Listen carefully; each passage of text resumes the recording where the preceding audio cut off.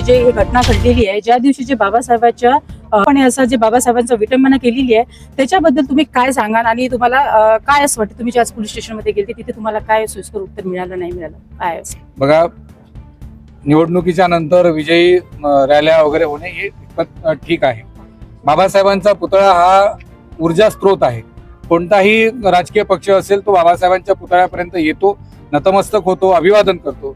मात्र इथे येऊन ज्या बाबासाहेबांना, महामानवांना तुम्ही अभिवादन करायला आलेला आहात आणि त्यांच्याच विरोधामध्ये तुम्ही ज्या पद्धतीनं घोषणाबाजी करता, तेव्हा या वस्तीतल्या कार्यकर्त्यांना मन दुखणे स्वाभाविक आहे. म्हणून गजानन दादांसारख्या कार्यकर्त्यांनी त्यांना हटकलं असताना त्यांच्यावर त्या जमावानं हल्ला करणं ही खऱ्या अर्थानं अत्यंत निंदनीय बाब आहे. आणि याच्यापेक्षा निंदनीय मोठी बाब अशी आहे की ज्या लोकांना, ज्या संशयित जे लोक होते ते पोलिसांनी ताब्यात घेतलेले असताना त्यांना गुन्हे दाखल झाल्यानंतर सुद्धा सोडून देण्यात आलं, ही अत्यंत गंभीर बाब आहे. आणि दुसरी बाब अशी की हा जो पुतळा आहे आणि पुतळा आणि पोलीस स्टेशन याचं जे अंतर आहे अत्यंत हाकेच्या अंतरावरचं घटना आहे. आणि या ठिकाणी पोलिसांचा इंटेलिजन्स जो आहे तो फेल्युअर ठरलेला आहे. आणि एवढे दिवस म्हणजे आता हे घटनेला किती वेळ होतोय? तुमच्या म्हणण्याचा उद्देश असा आहे की पोलीस प्रशासन याच्यामध्ये थोडंफार त्यांना सपोर्ट करते, त्यांना सपोर्ट करतो आहे की नाही करतो आहे हे आता आपण समजायचं. आम्ही आमचं जे झालेलं आहे आम्ही ते सांगतोय. जर आरोपींना सोडून दिलं जात असेल तर कोण कुणाला सपोर्ट करतंय हे जगजाहीर आहे. आम्ही म्हणण्याची काही गरज नाहीये. त्यांचं ब्रीद वाक्य जे आहे ते ब्रीद वाक्याला त्यांनी जागं राहावं म्हणून आम्ही कायद्याच्या चौकटीमध्ये त्यांना निवेदन द्यायसाठी आम्ही आज गेलेलो होतो. किती जणांना अटक झाली सर? अद्याप कोणालाही अटक झालेली नाही. अजूनपर्यंत कोणालाच नाही? नक्कीच नाही मॅडम, त्यासाठीच आम्ही बोलतो. काय वाटते सर तुम्हाला या प्रकरणाबद्दल? आम्ही पोलीस स्टेशन मध्ये याच्या अगोदर गेलो होतो. अच्छा. हा जो प्रकार घडला होता याच्या अगोदर आम्ही पोलीस स्टेशनला गेलो होतो 5-6 माणसं आणि यायला अटक केलं होतं. हे जे संभाजी भिडेचे समर्थक आहे ना यांना अटक केलं होतं. अटक केल्यानंतर यायने अटक केल्यानंतरही सोडून दिलं. त्याच्यानंतर त्याने आम्हाला असं सांगितलं का LCB याची चौकशी करत आहे. अच्छा. आणि याच्यानंतर हे प्रकरण तिवसा पोलीस स्टेशनचं नाही आहे. हे प्रकरण म्हणे DYSP. अच्छा. हे त्याच्या अंडर मध्ये आहे म्हणे.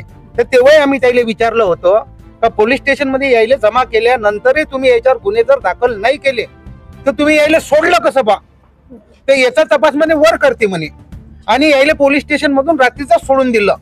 म्हणून हे जे हरामखोर आहे पोलीस स्टेशन ठाणेदार आहे ना याला तात्काळ निलंबित करा ही आमची मागणी आहे. अच्छा. ज्यांच्यावर घात झालेला आहे ते सर रामटेके गजानन रामटेकेवर घात झाला, याच्यावर हल्ला झाला. समोर या. थोड्या लोकांनी याच्यावर हमला केला एकट्यावर. भिडे फोटो घेऊन तुम्ही तिथं नारेबाजी आणि ठाणेदार आम्हाला सांगून राहिले की याच्यावर कारवाई होती. हटकलं असं तुम्ही मुर्दाबाद त्याला जीवाना मारायचा प्रयत्न केला, खुपसून टाकू असे बोलले.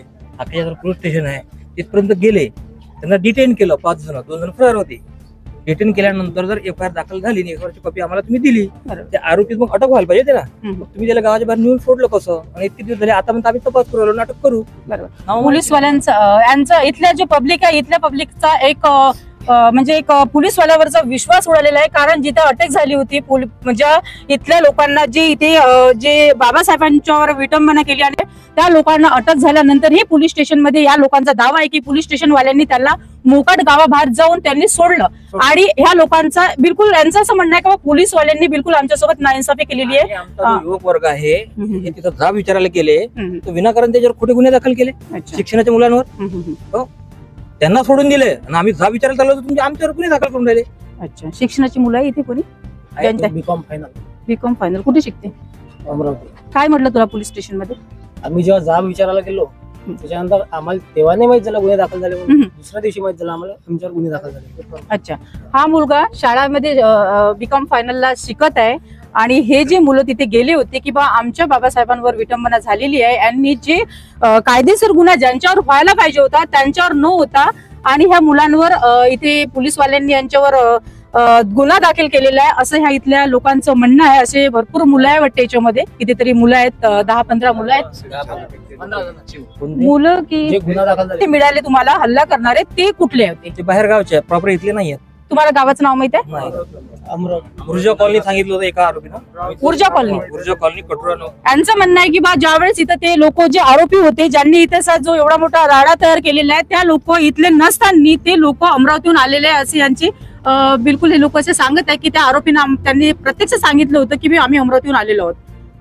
तर ज्यावेळेस इथे रॅली निघाली होती त्यावेळेस तुम्ही इथे होते, त्यावेळेस ज्या लोकांनी इथं म्हणजे पुतळ्याच्या समोर येऊन विटंबना केलेली आहे तर त्यावेळेस तुम्ही इथे होते त्यावेळेस काय प्रकार घडला? तर रॅली हे समोरील आझाद चौक जो आहे 100 मीटर दूर इथं, अच्छा. तिथून रॅली तिकडे गेली होळकर चौकाकडे. हम्म, आणि तिकडून ते जे संभाजी भिडेचे धारकरी शिवप्रतिष्ठानवाले हम्म. ते या मार्गाने आले. अच्छा. त्यांनी शिवाजी महाराजच्या पुतळ्याजवळ हाच प्रकार केला, पुतळा झाकून संभाजी भिडेला दाखवण्याचा प्रयत्न केला. अच्छा. आणि तिथे खूप लोकांनी त्यांचा विरोध केला पण असा टोकाचा केला नाही. हम्म. त्यांचा इथे येऊन तोच प्लॅन होता करण्याचा. इथं पोस्टर इथपर्यंत खाली घेऊन आले 6-7 जण. इथं आल्यानंतर त्यांनी पोस्टर वर घेतला आणि नारे द्यायला लागले. हा हिंदुत्ववादाचे नारे दिले सुरुवाती त्यांना. आपल्याला काही ऑब्जेक्शन नाही त्याबद्दल, पण आंबेडकर मुर्दाबाद म्हटलं त्यांनी. अच्छा. तेव्हा मग मी त्यांना विचारलं का हे बा कसं काय तुम्ही काय रे बा कोण आहे महापुरुष? तर भिडे म्हणे ओळखत नाही का म्हणे. मग मी शिवीगाळ केली त्यांना, त्यांनी पण शिवीगाळ केली. मी म्हटलं भिडे यालाच ते घाटकोपर भीमा कोरे कान केला होता तोच ना म्हटलं भिडे. हो म्हणे ते छाती ठोकपणे. अच्छा. मग हुज्जतबाजी झाली, पोस्टर ओढवाळ झालं, त्यांनी ओढलं, मी एका ऐकून हात फूट झालं. मग ते बाकीच्यांना सांगत होते की पोस्टर यांना फाडलं मला हातमार. अच्छा. म्हणजे आरोप घेत होते त्यांना भडकवण्यासाठी, जे हजर नव्हते त्यांना भडकवण्यासाठी. ते 30